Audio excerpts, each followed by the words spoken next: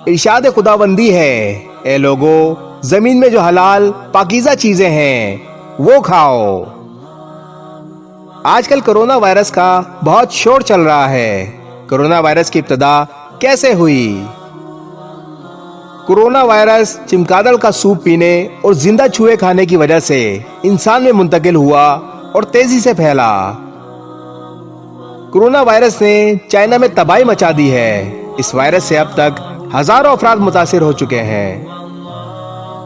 اب اس کا جائزہ اسلامی روح سے لیں تو ہمیں معلوم ہوگا کہ اسلام نے جن چیزوں کو حرام قرار دیا ہے وہ انسانی صحت کے لیے انتہائی مضر ہیں۔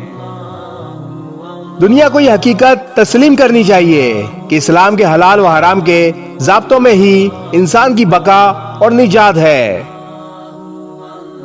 قرآن مجید میں سورۃ البقرہ آیت نمبر 186 میں اللہ تعالیٰ کا فرمان ہے، اے لوگو زمین میں جو حلال پاکیزہ چیزیں ہیں وہ کھاؤ۔ کرونا وائرس کی علامات یہ ہیں۔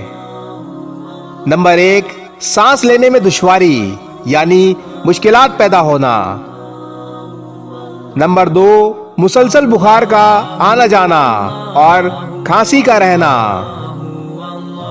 نمبر 3، نمونیا وائرل یعنی بڑھ جانا۔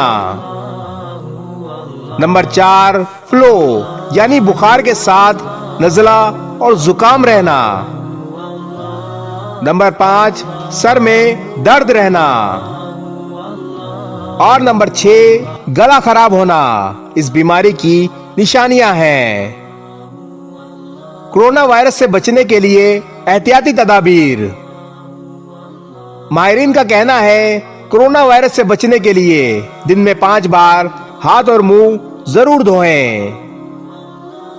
اس حوالے سے بس اتنا ہی کہنا چاہوں گا، تمام خواتین و حضرات باوضو رہیں، گوشت سے پرہیز کریں، سبزیوں اور پھلوں کا زیادہ استعمال کریں اور زیادہ سے زیادہ پانی پئیں۔